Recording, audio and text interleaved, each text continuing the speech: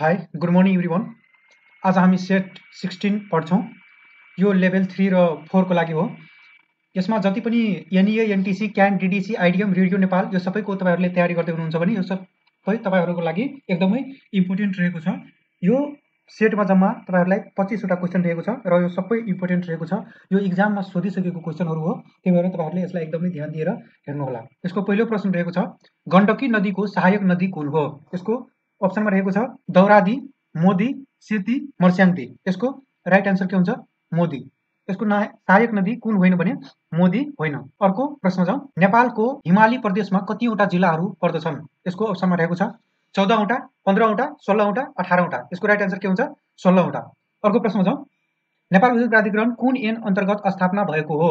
यसको अप्सनमा रहेको छ Nepal electricity authority, Nepal electricity corporation act, Nepal hydro electrical development act, Nepal जलविद्युत एक्ट। यसको राइट आन्सर हुन्छ नेपाल इलेक्ट्रिसिटी अथोरिटी।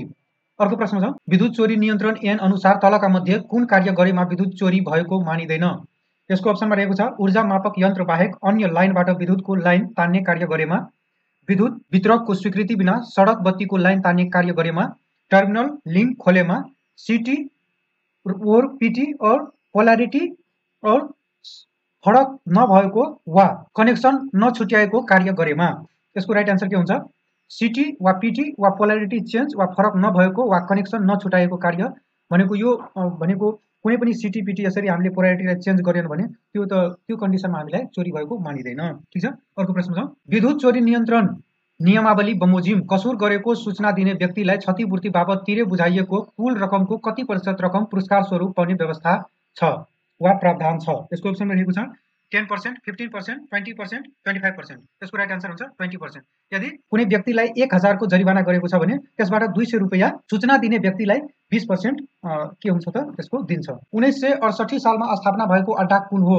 यसको अप्सनमा रहेको छ बिजुली अड्डा, घनसागर अड्डा, Nepal Vidyut corporation, none of the above. यसको राइट आन्सर के हुन्छ? नेपाल विद्युत कर्पोरेसन। अर्को प्रश्न छ, हाल नेपाल विद्युत प्राधिकरण अन्तर्गत कतिवटा निर्देशनालयहरू रहेका छन्? यसको अप्सनमा रहेको छ 7 वटा, 10 वटा, 6 वटा, 8 वटा।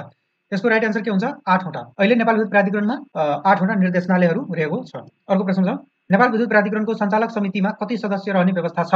यसको अप्सनमा रहेको छ 7 वटा, 10 वटा, 6 वटा, 8 वटा। यसको राइट आन्सर के हुन्छ? 8 वटा। अर्को प्रश्न छ, the equipment resistance of the series circuit is equal to of the individual resistance in the circuit. यसको अप्सनमा रहेको छ product the sum of the reciprocal, the product of the reciprocal.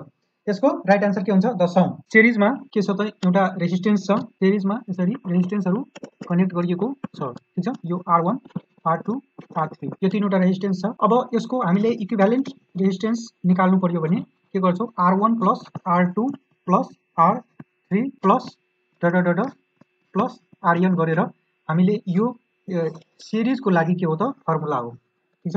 Equivalent resistance त्यही भनेको छ क्वेशनमा। Equivalent resistance of the series circuit is equal to the sum of, सबैको हामीले सम गरिदियो भने सिरिजमा यदि कनेक्ट गरिएको छ भने हामीले सबैले सम गरिदियो भने त्यो नै के हुन्छ त? इक्विभ्यालेन्ट रेजिस्टेन्स हुन्छ। अर्को प्रश्न छ, which of the following quantities remains the same in all the parts of the series circuit? तलको कुन क्वान्टिटिज सेम हुन्छ सिरिज सर्किटमा? यसको अप्सनमा रहेको छ करेन्ट, भोल्टेज, पावर, रेजिस्टेन्स। यसको राइट आन्सर के हुन्छ त? करेन्ट। यसको बारेमा तपाईले डिटेलमा बुझ्नु छ भने तपाईले सेट 15 हेर्नु होला, यसमा डिटेलमा बुझाएको छु। सर्टमा यसमा म तपाईलाई भनिदिन्छु। सिरिजमा करेन्ट के हुन्छ त? सेम हुन्छ तर भोल्टेज डिभिजन हुन्छ। त्यसैगरी प्यारलेलमा करेन्ट डिभिजन हुन्छ र भोल्टेज के हुन्छ? सेम हुन्छ। अर्को प्रश्न छ, the relationship between the resistance of the conductor R, its specific resistance र its length L and its cross sectional area is. भन्छ रेजिस्टेन्स, स्पेसिफिक रेजिस्टेन्सलाई अर्को नामले रेसिस्टिभिटी पनि भनिन्छ। Length, resistivity, resistance, cross sectional area यो सबैको रिलेसन के छ? यसको अप्सनमा रहेको छ R इक्वल टु र L by A, R equal to AL by र, R इक्वल टु र A by L, R equal to र बाई AL। यसको राइट आन्सर के हुन्छ? R इक्वल टु र L बाई A। यो चारवटैको रिलेसनशिप यो फर्मुलामा छ, अरू पनि छ तर यो सबै फर्मुलाहरू बाँकीको फर्मुलाहरू के छ त? रङ छ। यसको राइट फर्मुला के हुन्छ त? R इक्वल टु र L बाई A। अर्को प्रश्न छ, the specific resistance of the wire depends upon it's. यसको अप्सनमा रहेको छ length, cross sectional area, dimension, material. Specific resistance भनेको के हो त? Resistivity.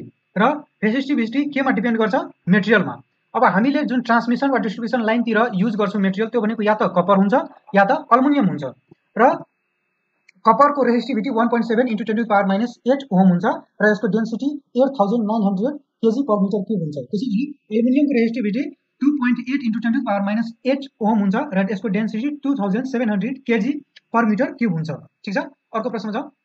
Unit of magnetic flux is, magnetic flux को युनिट के हुन्छ? अप्सनमा रहेको छ टेस्ला, वेबर, पास्कल, फ्याराड। यसको राइट आन्सर के हुन्छ? वेबर। अब यो सबैले म डिटेलमा यहाँ लेखिदिएको छु।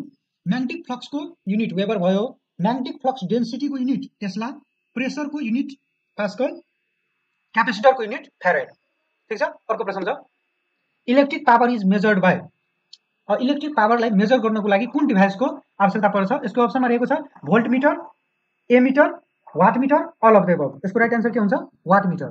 हामीले भोल्टेजलाई नाप्नको लागि भोल्टमिटरको आवश्यकता पर्छ, करेन्टलाई नाप्नको लागि एमिटरको आवश्यकता पर्छ, त्यसैगरी पावरको नाप्नको लागि हामीले वाटमिटरको आवश्यकता पर्छ। अर्को प्रश्न छ। Which of the following turbines is used for high head plants about 500 meter? यसको अप्सनमा रहेको छ Pelton wheel turbine, Francis turbine, Kaplan turbine, propeller turbine. यो टर्बाइनको बारेमा मैले डिटेलमा सेट 15 मा तपाईहरुलाई हेर्नु होला। यसमा डिटेलमा दिएको छ। यो भिडियो हेरिसकेपछि तपाईले त्यो हेर्नुभयो एकदमै तपाईलाई क्लियर हुन्छ। ठीक छ। अब हाई हेड 500 मिटर भन्दा एबभ छ भने हामीले यसमा पेल्टन व्हील टर्बाइन युज गर्छौं। अर्को प्रश्न छ। A diesel plant is economical, diesel plant कतिखेर इकोनोमिकल हुन्छ? यसको अप्सनमा रहेको छ generation of electricity is on large scale, generation of electricity is on small scale, micro hydro plants are not convenient, load factor is considerably large. यसको right answer हुन्छ generation of electricity is on small scale. जहाँ हामीले small स्केलमा इलेक्ट्रिसिटीलाई generation गर्नुहुन्छ त्यतिखेर हामीले diesel power प्लान्टको use गर्छौं। अर्को प्रश्न छ। An ideal transformer does not change. यसको अप्सनमा रहेको छ voltage, power, current, none of the above. यसको राइट आन्सर हुन्छ पावर। हामीले जुन नर्मल ट्रान्सफर्मर हुन्छ यसमा पावर लगभग चेन्ज हुन्छ, अलिकति केही न केही मात्रामा पावर चेन्ज हुन्छ, तर आइडियल ट्रान्सफर्मरमा पावर अलिकति पनि चेन्ज हुँदैन, फ्रिक्वेन्सी जस्तै एकदमै कन्स्ट्यान्ट हुन्छ। ठीक छ। अर्को प्रश्न छ। Which of the flowing AC Motors is widely used? कुन एसी मोटर, तलमा रहेको कुन एसी मोटर धेरै भन्दा धेरै युज हुन्छ? यसको अप्सनमा रहेको छ squirrel cage induction motor, slip ring induction motor, double cage induction motor, synchronous motor. यसको राइट आन्सर हुन्छ स्क्वायरल केज इंडक्शन मोटर। अर्को प्रश्न छ। Generally the excitation voltage for a synchronous machine is. यसको अप्सनमा रहेको छ 120 to 220 volt DC, 120 to 220 AC, 3 phase 50 hertz, 440 AC, 230 AC. यसको राइट आन्सर के हुन्छ? 120 to 220 भोल्ट डीसी। अब हामीले एक्साइटेसन सिंक्रोनियस मेसिनमा जब एक्साइटेसन दिन्छौं त्यतिखेर हामीले डीसी एक्साइटेसन नै दिन्छौं हैन, डीसी भोल्टेजलाई नै सप्लाई गर्छौं। त्यही भएर यो अरु अप्सन डीसी कुनै पनि ठाउँमा छैन, एउटा मात्रै डीसी छ, त्यहाँबाट पनि हामीले राइट अप्सनलाई सिलेक्ट गर्न सक्छौं। ठीक छ। अर्को प्रश्न छ। The transformer works on the principle of. यसको अप्सनमा रहेको छ mutual induction, electromagnetism, dynamically induced EMF, energy transformation. यसको राइट आन्सर के हुन्छ? Mutual induction. मोटर र जनरेटर फ्याराडेजको इलेक्ट्रोम्याग्नेटिक इन्डक्सनको आधारमा काम गरिरहेको हुन्छ भने ट्रान्सफर्मर म्युचुअल इन्डक्सनको आधारमा काम गरिरहेको हुन्छ। अर्को प्रश्न छ। Isolator operate under. यसको अप्सनमा रहेको छ no current condition, no voltage condition, full load current condition, full voltage condition. यसको राइट आन्सर के हुन्छ? No current condition. आइसोलेटरलाई हामी कतिखेर अपरेट गर्न सक्छौं? जबकि त्यसमा कुनै पनि किसिमको करेन्ट हुँदैन, अफ कन्डिसनमा हुन्छ, त्यतिखेर मात्रै हामीले आइसोलेटरलाई अपरेट गर्न सक्छौं। अर्को प्रश्न छ। Because relays are used on. यसको अप्सनमा रहेको छ air cooled transformer, instrument transformer, distribution transformer, oil immersed power transformer of rating about 500 kVA। यसको राइट आन्सर हुन्छ oil immersed power transformer of rating about 500 kVA। Because relay भनेको high रेटिङको ट्रान्सफर्मरहरुमा use गर्ने भएकोले यसको राइट आन्सर के हुन्छ त? डी। अर्को प्रश्न छ। A lightning arrester is always connected before the. Lightning arrester जहिले पनि कहाँ कनेक्ट गरिएको हुन्छ? अप्सनमा रहेको छ circuit breaker, current transformer, switch gear, main transformer. Main transformer भन्दा पहिले के युज गरिएको हुन्छ भने लाइटनिङ एरेस्टर युज गरिएको हुन्छ, त्यही भएर यसको राइट आन्सर के हुन्छ? D, main transformer. अर्को प्रश्न छ।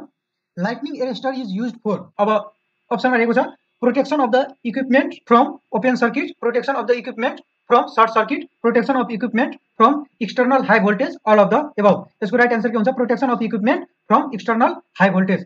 यसले एक्सटर्नल हाई भोल्टेजबाट बचाउनको लागि कुनै पनि इक्विपमेन्टहरु यदि जडान गरिएको छ भने एक्सटर्नल हाई भोल्टेजबाट बचाउनको लागि लाइटनिङ एरेस्टरको जडान गरिएको हुन्छ। अर्को प्रश्न छ। A circuit is disconnected by isolator when. यो अघि पनि एउटा आएको थियो क्वेशन र यहाँ पनि दिएको छ। यसको अप्सनमा रहेको छ line is energized, there is the no current in the line, line is on full load, circuit breaker is not open. यसको राइट आन्सर हुन्छ there is the no current in the line. आइसोलेटरलाई कतिखेर हामीले disconnect गर्छौँ जतिखेर current हुँदैन सर्किटमा लाइनमा। यसमा चाहिँ तपाईहरुलाई 25 वटा क्वेशन थियो र यो सबै इम्पोर्टेन्ट रहेको छ। तपाईहरुले ध्यान दिएर हेर्नु होला। कुनै ठाउँमा बुझिएको छैन भने मलाई कमेन्ट गर्नु होला, त्यसको रिप्लाई गर्ने म ट्राई गर्छु र भिडियोलाई साथीहरुसँग शेयर गर्नु होला। च्यानललाई सब्स्क्राइब लाइक गर्नु होला। Thank you.